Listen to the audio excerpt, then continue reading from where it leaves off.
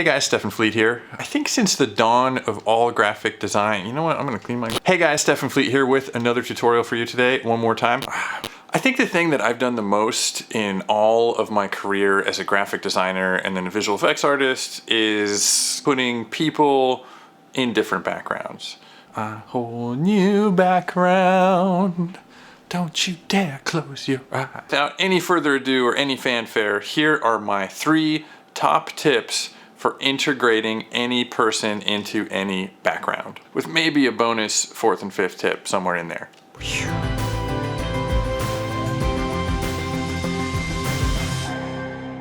We are going to take this image and drop Becca C. Smith, my beautiful wife, into this image and integrate them and make them look like one image. I'm not going to get into how to cut out subjects in this video. That is a little bit beyond the scope. Tip number 1. Color grading. I am going to match Becca to the background. So I'm going to take my cutout layer of Becca and right above it, I'm going to add a curves. And I'm going to hold down and alt click between the Becca layer and the curves layer. So that curve is now only affecting Becca. As you can see, it is not affecting the rest of our image. So now what I like to do is I like to go into each color channel and make sure that everything looks good in black and white. I'm going to switch over to channels. I am going to go to the red channel only, and I am going to switch my curve right here also to affect the red channel only. Right off the bat, we can see that the blacks don't match. It's usually the number one thing is the blacks don't match. So I'm just going to bring in my red curve until the blacks match. So now I'm going to switch to the green channel and do the same thing. And I'm going to click on green here. Again, our blacks are just way off, so I'm going to crunch that down.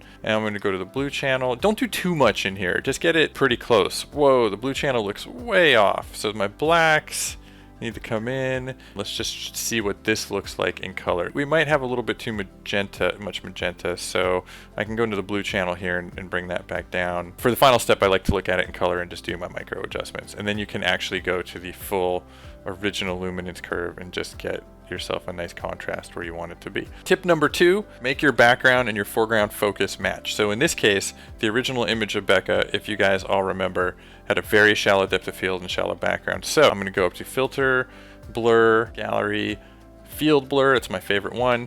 And right off the bat, you can see, I think things start looking better. You don't have to go as blurry as the original. You could blur it just a little bit if you still want to retain some of the background. The important thing is to never have an impossible camera. Don't do something that a camera can't do, or it's going to instantly jump out as not being a realistic photo. Tip number 3, Lightwrap. I am going to select her by control clicking on her layer. I've got a nice selection of her. Go down to my background, make sure that layer is highlighted. I'm going to go to select, modify, contract. Let's contract by about 10 pixels. And I am going to go select inverse.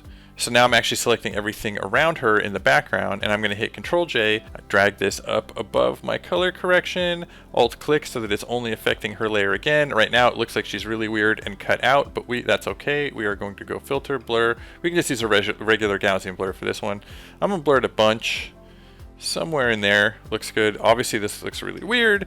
Let's change our screen mode to lighten or screen tend to work. Let's try screen.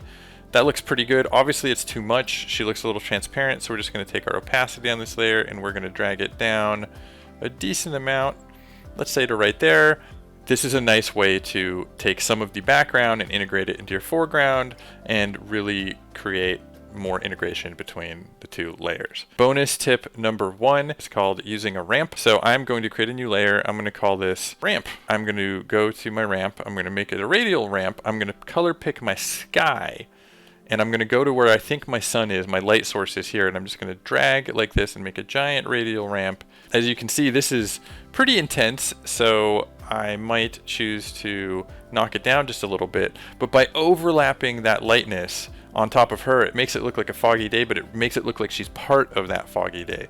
Bonus tip number 5, using lens flares. I've just went to the internet and downloaded a couple lens flares, and you can see that you can get a really nice, crazy integrated look by adding in these lens flares. I just simply took this image and stretched it and warped it and put it where I thought the sun should be, and then I switched it to screen, and there you go. It's a nice dirty thing. So again, because when a camera gets a lens flare, it covers everything in the picture, our eyes immediately communicate that a lens flare means everything's integrated. So that's about it. Those are your pro tips. There you go. Well, that is it for this tutorial. If you have any questions or comments, put them in the comment section, which is where comments go. If you liked this, please show me your love by giving me a like, giving me a follow, telling your friends about this channel.